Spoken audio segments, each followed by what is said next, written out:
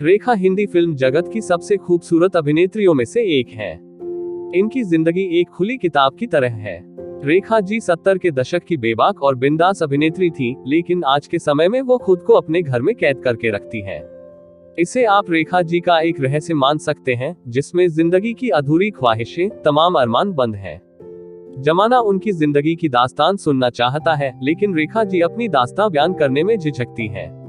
रेखा जी ने 1966 में रंगूला रत्नम फिल्म से अपने करियर की शुरुआत की थी। उन्होंने अपने करियर में करीब 175 हिंदी और दक्षिण भारतीय फिल्मों में काम किया है। इनमें से कुछ फिल्में बड़ी कामयाब रहीं, जिनमें खूबसूरत, खून भरी मांग, खून और पसीना, मुकद्दर का सिकंदर और उमराव जान आदि शामिल हैं। रेखा जी ने 3 फिल्मफेयर और 1 राष्ट्रीय फिल्म पुरस्कार जीता है। रेखा जी को भारत सरकार द्वारा पद्मश्री से भी सम्मानित किया गया था। साल 1990 में रेखा जी की शादी मुकेश अग्रवाल से हुई थी, लेकिन ये रिश्ता चंद दिनों का ही मेहमान रहा और उनका तलाक हो गया।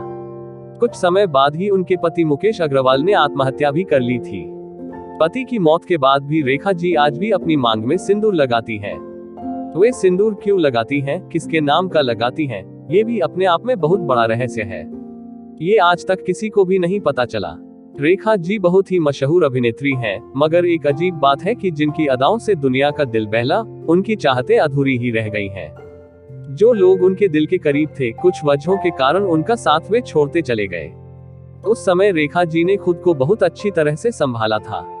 80 के दशक की तमाम फिल्में रेखा जी के नाम से चली, लेकिन पर्सनल जिंदगी उनकी फिल्मों की रफ्तार न पकड़ सकी।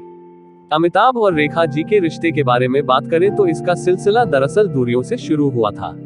1973 में अमिताभ और रेखा जी दोनों को मेला फिल्म मिली थी, लेकिन अमिताभ में कुछ खामियां बताकर उन्हें मूवी से निकाल दिया गया था।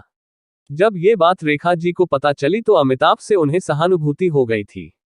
इसके बाद दोनों ने नमकहराम फिल्म में एक साथ काम किया, लेकिन इन फिल्म में दोनों आमने सामने सिर्फ एक ही सीन में आए थे। उस समय रेखा जी अमिताभ से पूरी तरह अनजान नहीं थी। जया और रेखा दोनों एक ही सोसाइटी में रहती थी और जया को वे दीदी कहकर बुलाती थी। रेखा अमिताभ को जया के बॉयफ्रेंड के रूप में जानती थी, लेकिन उस समय किसी को नहीं पता था कि आगे चलकर यह रिश्ता इस तरह बदल जाएगा कि एक साथ खड़ा होना भी दोनों का बहुत मुश्किल हो जाएगा। वर्ष 1981 में दोनों का 7 वर्षों का साथ बहुत से सवालों के घेरे में था। उस वक्त छपे रेखा के एक इंटरव्यू में तो उनका रिश्ता साफ दिख रहा था, लेकिन अमिताभ जी उस रिश्ते को लेकर खामोशी थे।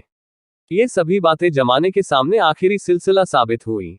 जया बच्चन की वजह से उस समय अमिताभ बच्चन और रेखा के बीच दूरियां इस कदर बढ़ गई थी कि अमिताभ जब कुली के सेट पर हादसे का शिकार हुए थे और अस्पताल में जिंदगी और मौत के बीच झूल रहे थे, तब भी रेखा जी उनसे मिलने तक नहीं जा पाई थी।